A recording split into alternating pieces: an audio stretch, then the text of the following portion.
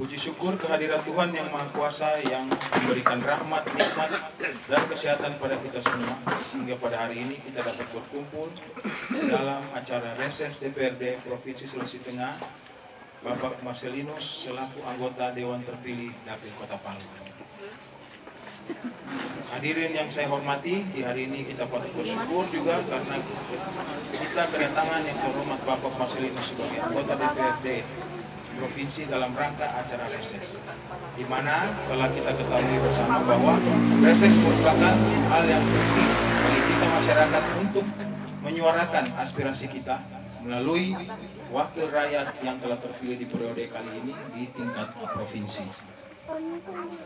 Sehingga dengan demikian maka ini sangatlah penting bagi kita sekalian untuk dapat hadir saat ini. Dan untuk memulaikan dan sekaligus membuka acara kita pada malam hari ini, kita akan mendengarkan bersama sambutan yang akan disampaikan oleh Bapak atau Ibu Lurah setempat atau yang mewakili. Untuk itu kami persilakan. Cek. Bismillahirrahmanirrahim. Assalamualaikum warahmatullahi taala wabarakatuh. Selamat malam, salam sejahtera untuk kita sekalian. Nama budaya, salam kebajikan. Puji syukur kita panjatkan kepada Allah Subhanahu wa taala yang telah memberikan kesehatan sehingga kita sempat hadir pada malam hari ini dalam giat reses menjaring aspirasi anggota DPRD Provinsi Sulawesi Tengah yang terhormat kami sebut namanya Bapak Marcelinus. Salawat serta salam kalau kita turun kepada junjungan kita Nabi besar Muhammad SAW. Allahumma shalli wa barik alaihi. Yang kami hormati anggota dewan yang terhormat dari Partai Perindo ya, Bapak Marcelinus. Yang kami hormati ketua-ketua RW yang sempat hadir, ketua-ketua RT yang sempat hadir. Yang kami banggakan Ibu Penyuluh Pertanian yang selama ini sudah mendampingi kami di wilayah Kelurahan Luyung. Yang kami banggakan langsung kepada bapak-bapak, ibu-ibu, warga masyarakat, khususnya di RW 04 yang sempat hadir pada malam hari ini. Sebelum kami sedikit memberikan sambutan, permohonan maaf dari Ibu Lurah, seyogianya beliau yang hadir pada malam hari ini, kebetulan ada dua acara bertepatan.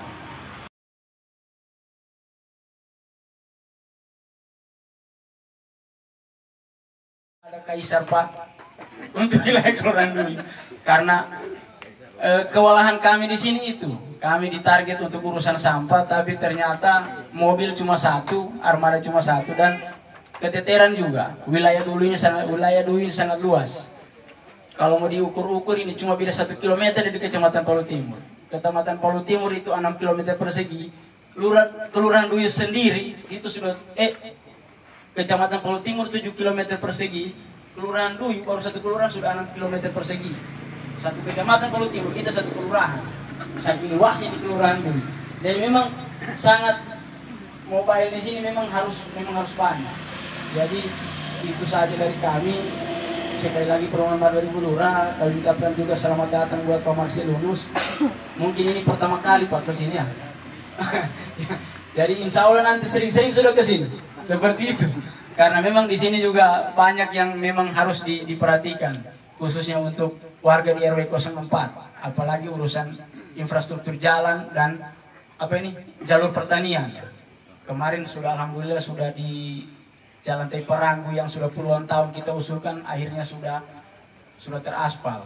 Tapi masih ada lagi sepotong-sepotong yang lain. Kebetulan di sini juga ada sarana pendidikan SMP 11 dan ada mungkin satu permintaan yang sampai hari ini belum terpenuhi, pembangunan sekolah dasar. Begitu Pero ya? Lahannya sudah ada Pak. Lahannya sudah ada. Insya Allah mungkin memang ini urusan di pemerintah kota. Tapi kalau ada dorongan dari pemerintah provinsi lebih bagus. Kan seperti itu. Jadi minta tolong, ini permintaan juga dari masyarakat. Lahannya sudah ada, cuma mungkin anggaran di kota ini memang ya. Kami juga di pemerintah kelurahan juga paling tahu itu urusan anggaran. Jadi itu saja, tapi kalau ada Langsung oleh Bapak Marcelinus sebagai anggota DPRD Provinsi Sulawesi Tengah periode 2024-2029. Kepada beliau kami persilakan.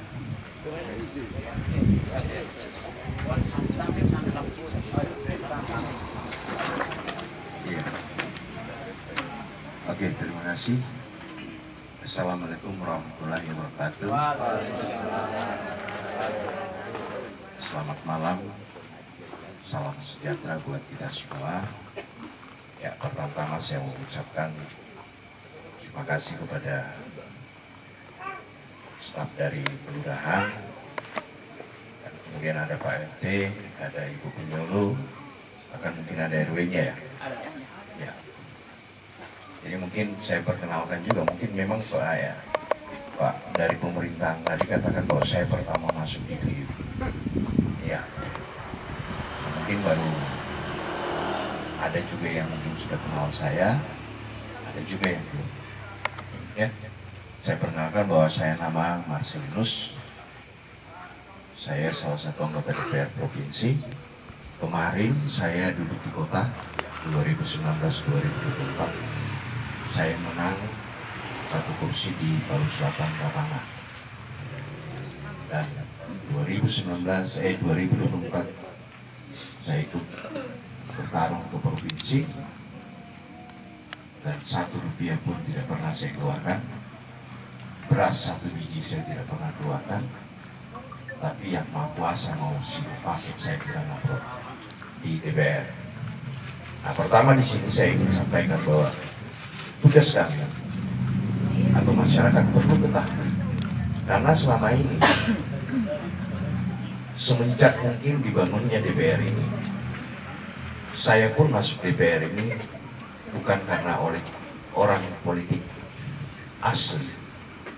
Saya cuma seorang tukang bengkel. Selama ini mungkin juga kita tahu bahwa anggota DPR itu ada 3 hal yang kita tahu selama ini, tapi yang lain kita tidak tahu. Apa tugas mereka? Pertama, mungkin kalau selama ini orang tahu bagian pengawasan, pembahasan anggaran, atau mengesahkan undang-undang. Itu saja yang ditahu oleh masyarakat. Tapi bagi saya sebagai wakil kalian, ada 3 hal yang saya harus lakukan. Pertama adalah kesehatan. Kedua, kesejahteraan. Ketiga, pendidikan sekolah anak kalian. Tapi kalau kalian tahu orang yang kalian pilih, lantas mereka urus, itu berupa jalan tol. Saya selalu katakan sama masyarakat, setiap saya memberikan edukasi atau reses, saya selalu katakan, karena saya alami, karena kalau kita sakit, itu nilainya mahal. 1 hari saja di rumah sakit, itu bicara juta. Tapi apa yang saya lakukan? Kami sebagai anggota DPR, di mata masyarakat, kami ini pembantu. Tapi di mata pemerintah kami pejabatnya. Itu yang disebut tadi mengawasi. Pada saat masyarakat sakit, yang saya lakukan pada saat saya di kota, Pak, BPJS saya tidak aktif. Kalau dia mau urus sendiri pasti ribet. Tanya A ini, tanya itu. Mulai dari surat pengantar dari RT, RW, lurah, ya. Tapi kalau kalian tahu betul-betul orang yang kalian pilih, saya lakukan apa? Begitu mereka masuk chat, apa yang saya minta saja? Tolong minta dengan rumah sakit keterangan rawat inap. Pakai dana saya sendiri. Itu DOC-nya 15.000. Kalau saya belanjakan 3 miliar, berapa itu? Berapa kalian dapat satu rumah? Misalkan saya kasih 100 satu rumah. Lantas kalian pelihara. Tidak usah dibilang 100% telurnya, 50 butir sehari kalau dia sudah bertelur. Tidak usah bilang kali 2.000 berapa, 3.000, tidak usah, 1.000 saja. Berapa sudah didapat satu hari? 50 kali 1 juta, kali 100, kali 30 hari berapa? 1,5 juta. Nah, ada juga yang mengeluh, Pak, saya tidak punya lahan. Saya sampaikan sama teman-teman, Kalau ada masyarakat yang tidak punya lahan lantas, dia pingin juga. Kelompok ini, kita bagi. Setelah kelompok sudah ada, itiknya sudah ada. Misalkan bapak ini, dia dapat jatah 100 ekor. Tapi dia tidak punya lahan. Atau orang-orang tua kita. Kalau salah bapak ini masih mampu, yang orang tua, dia tidak bisa kasih makan. Lantas saya suruh dia, yuk peliharakan bebek. Laku. Telurnya jadi 50 butir saja, harga 1.000. Berarti 50.000. Ya. Sisanya kalau dia masih ada harga, berarti itu untuk pakan. Kemudian di kota-kota lain, justru orang yang datang bersihkan kota kita itu orang dari luar. Tapi kok kita yang bersihkan, kita kok jadi pembantu di kampung sendiri? Ya, yang bahaya, ya. Iya, itu instan semua, ya. Kita belum melakukan proses. Bahkan saya dengar tadi dari Ibu Penyuluh ada 8 kelompok usaha di sini. Nah, proses kita akan masuk ke dalam penginputan nanti. Jadi misalkan dari 8 kelompok ini, apa semua peternakannya? Ayam semua atau apa? Ada lagi-lagi? Ayam semua ya? Ayam, betul. Ada kambing ya? Ada kambing juga. Nah, jadi begini. 8 kelompok ini tidak akan semua dulu kita masukkan di tahun 2026. Jadi pokir saya itu akan realisasi di 2026. Kenapa? Karena untuk 2025 sudah dibahas waktu di bulan 3 tahun depan, tahun lalu. Di bulan 9 Bapak dilantik, bulan 3 ini kita akan menginput. Cara menginput proposal itu melalui SIPD. Jadi tersistem dia, tidak sembarang kita. Nah, kenapa saya sampaikan koordinator harus punya berita acara kelompok itu? Karena itu menjadi satu persyaratan untuk mendapatkan bantuan itu. Kenapa? Kalau tidak ada itu, jangan berharap. Sekalipun pokir saya itu tidak bisa terrealisasi kalau administrasinya tidak jelas. Kenapa? Dinas juga akan diperiksa nanti, penyuluh juga akan disalahkan, kelurahan juga dia akan disalahkan, Pak RT juga, Pak RW. Maka harus jelas. Nah, saya lihat tadi dari Ibu Penyuluh, ternyata sudah terinput semua ya, punya sudah nomor ID ya dari pusat ya, sudah apa namanya simulutan, tapi sudah keluar nomor anunya, sudah terinput, masa berproses ya. Nah itu kalau sudah keluar, yang saya dengar ada nomor apanya itu, ID-nya itu kelompok tidak bisa diubah-ubah. Besok mau masuk di kelompok sana, keluar dulu dari kelompok ini melalui penyuluh. Kemudian pada proses 2026, lantas kalian berhasil, usaha ini bergerak dengan baik. Kalian punya berita acara ini, saya akan bermohon ke kementerian atau ke pusat untuk meminta bantuan lagi di sana. Di sana lebih banyak. Kemarin saya waktu di Kota Palu, saya belum bisa ke sana. Karena ada tingkatan yang saya harus lalui. Begitu saya bermohon, saya harus di tingkat provinsi dulu harus bermohon. Tapi justru proposal saya di tingkat provinsi cuma ditaruh di bawah meja. Nanti berhubungan dengan koordinator yang ada sini, mungkin Pak Pian ya. Pak Pian siapa semua koordinator sini. Pak Junaidi, ya. Nanti masukkan ke beliau karena mereka yang sering ketemu saya. Bukan berarti ibu-ibu dengan bapak-bapak tidak bisa ketemu saya. Ke rumah saya pun tiap malam tidak apa-apa, kita ngopi. Ya, kalau ada yang sering ke sana itu, saya juga tahu bahwa kalian punya aktivitas. Bukan karena saya panggil mereka sebagai koordinator, jangan berpikir yang lain-lain. Ke depan manfaatkan. Ya, dan ini butuh proses, bukan cuma sekedar membalikan telapak tangan. Kita input di bulan 3, kita sabar, di 2026 kita akan realisasikan. Nah tadi saya ulang lagi, kalau 8 kelompok tadi itu 4 dulu kita kasih masuk. Kalau kita masukkan semua 2027 tidak lagi dapat kalian. Karena itu terproses 1 tahun tidak dapat. Saya terima 20%. Apa yang kalian dapat? 1 miliar kalau saya serahkan di Alkes berapa? 20%? 200 juta. Kalau 3 miliar, 600 juta 1 tahun di kantong saya. Begitu Komio datang di rumah, saya bilang, jangan. Saya suruh orang mau cabut kayak gitu.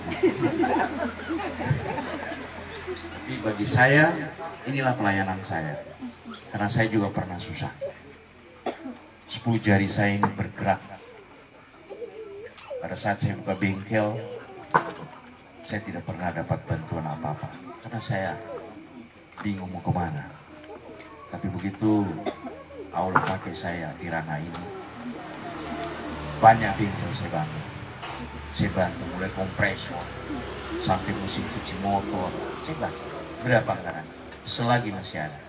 Apalagi saya hari ini berada di Banggar, bagian anggaran. Sampaikan malam ini, nanti koordinator atau semua yang dibutuhkan nanti kita bahas bersama. Kemudian nanti Ibu penyuluh juga nanti kita panggil apa langkah-langkah yang kita perlukan ke depan agar apa yang kita inginkan bisa tercapai.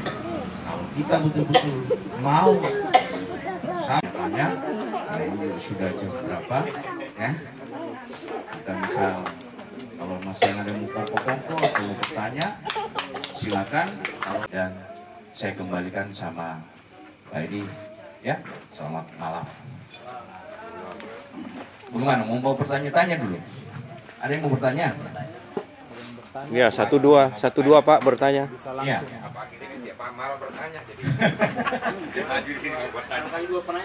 Ya. Ada yang mau bertanya? Tidak, satu penanya boleh.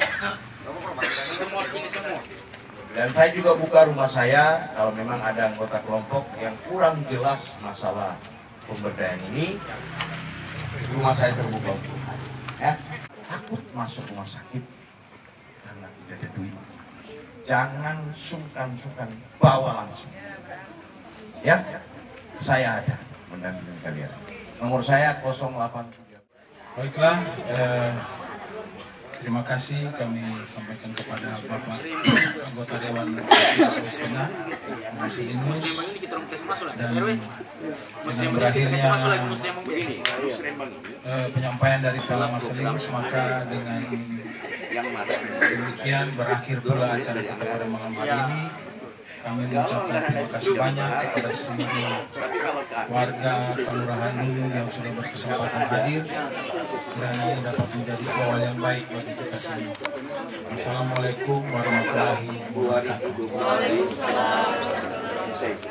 Kalau boleh ada yang bisa bantu berfoto bersama di sini.